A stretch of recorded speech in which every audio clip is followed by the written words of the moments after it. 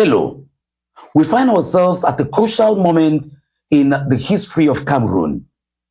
Over 30 million Cameroonians are looking forward to seeing who would emerge President of the Republic of Cameroon come the 12th of October 2025. Have you registered to vote? Will you be voting? And a lot of Cameroonians have been echoing the calls for a coalition, but it would appear that these calls from a cross-section of Cameroonians falls on deaf ears. My name is Joseph Weno on Agbobala Speaks, and today I will be talking with Barrister Nkongo Felix Agbobala, a human rights lawyer and a civil society actor on this very crucial issue in the political landscape of the country. Barrister Nkongo Felix Agbobala, we are on Agbobala Speaks, and today I want us to look at this issue which so many Cameroonians are preoccupied about.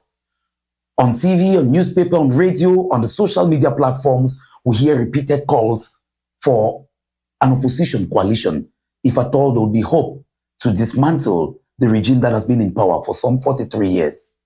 But apparently, these calls are falling on deaf ears. You've been following the political landscape of the country very closely. What do you make of this? Weno, thanks for being part of this venture of Agbobala Speaks. This is the first edition, and having you here for us to discuss pertinent issues that touch and concern the life of the country is very important. With regards to the issue of coalition, it's very important that the leaders of the opposition party, we have 12 candidates who are supposed to be running, Mr. Biya and 11 others. And these 11 others are opposing Mr. Biya or President Biya.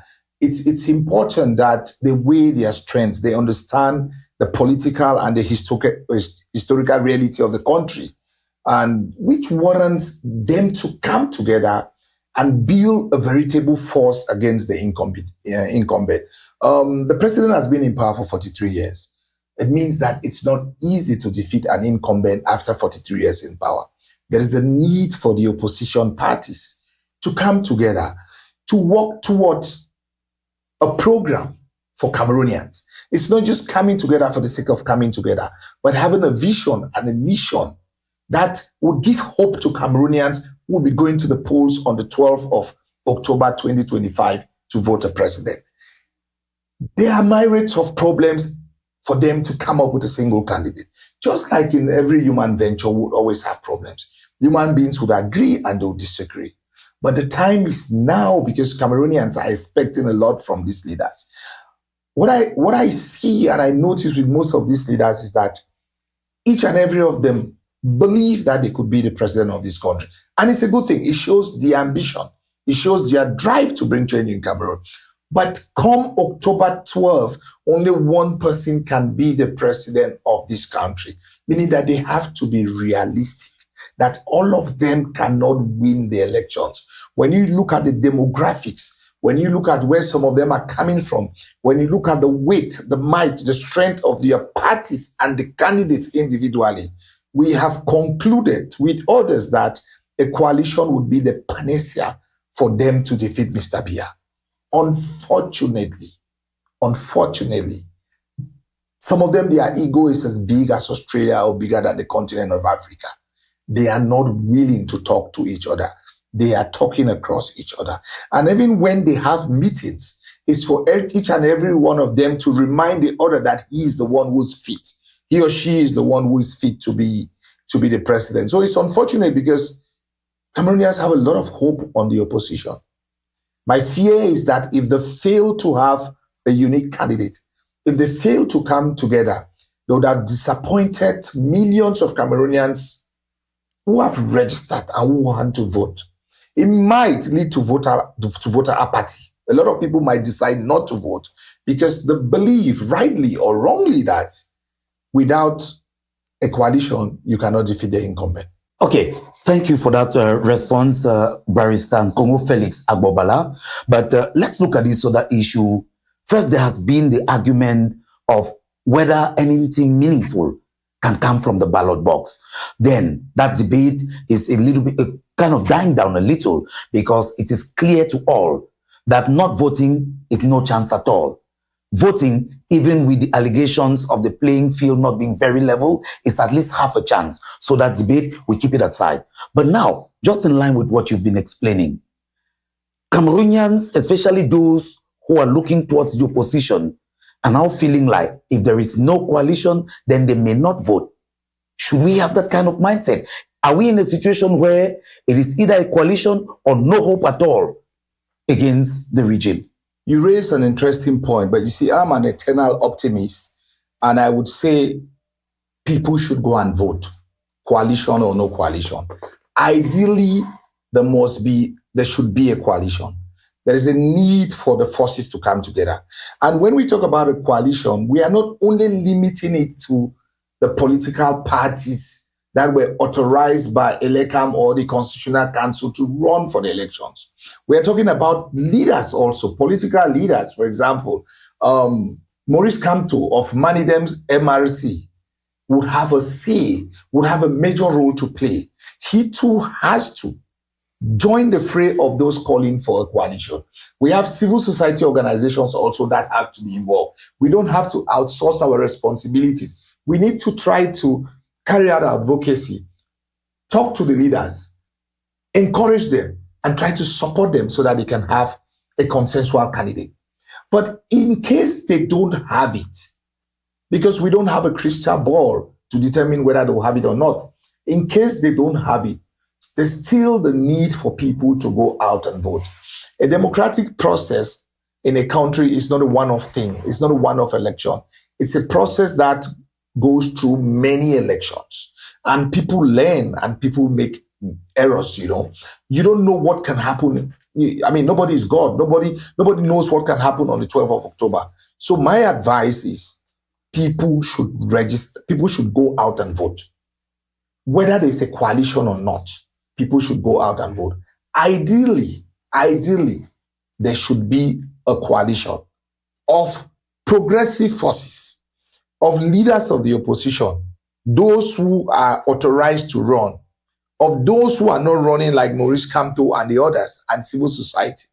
But also, they should take into consideration the strength of each and every one of them who's running. If you look at the statistics in Cameroon, you see the influence of the Grand North in terms of demographics, in terms of voters' population. There is a need to incorporate leadership of the Grand North.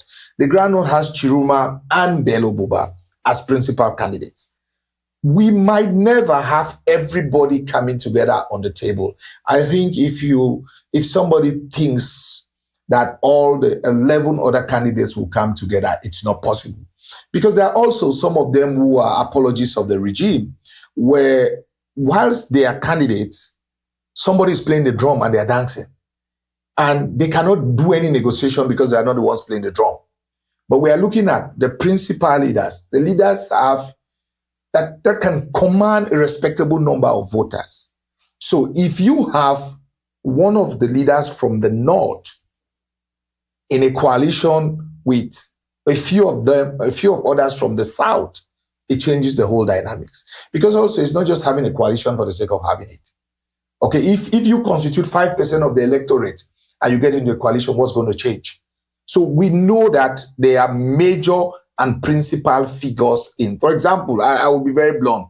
If you have a Chiruma, you have a Bello, you have an O.C. Joshua, you have an Akere, you have a Cabral and Madame Damjoya. Those are the principal guys, okay? So let's assume, and this is for as academic purposes, let's assume that Kamto Maurice supports Bello, Chiruma, or Akere. The dynamics changes. Okay, so there is a need also, whilst we are talking about the consensual candidate, we're also looking at who is supporting who. So it's very important that Maurice Kamto of Manidem, the former head of MRC, whose candidacy was rejected by Elecam and the Constitutional Council, he should have a role to play in this election. And history also would be there to judge Kamto if he decides to be indifferent. I am hoping that because of his political savoir-faire, he would decide at the end of the day to support somebody. But I think also it's incumbent for those who want Kamto to support them to show that they are willing to build, to show that they are willing to work together, to show that they can have a consensual candidate. So it makes it easier. It will be the icing on the cake if they agree on a candidate and Professor Maurice Kamto decides to put his weight behind that candidate. All right. Barrister Nkomo Felix Agbobala, as we round off our exchange on Agbobala Speaks today, when we look at how much time we have left, it's just about less than 2 months to the presidential election, slated for the 12th of October. What message now for Cameroonians? Some 8.2 million persons or thereabout, according to the figures from Elections Cameroon, Elecam. Amongst them, there are those who are getting disillusioned, no coalition. There are others, even if there was a coalition, who might still not eventually go to vote. What message to Cameroonians as these elections are coming up? We are at a time when voter apathy should not be the question.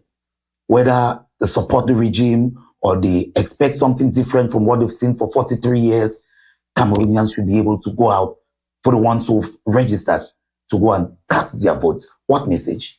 Okay. Thank you, Weno. My message to Cameroonians is for them never to give up. Because nobody knows what will happen on the polls on the 12th. So one has to be optimistic. The opposition leaders and civil society and interested stakeholders, they're having discussions. We have not gotten to the end of these discussions.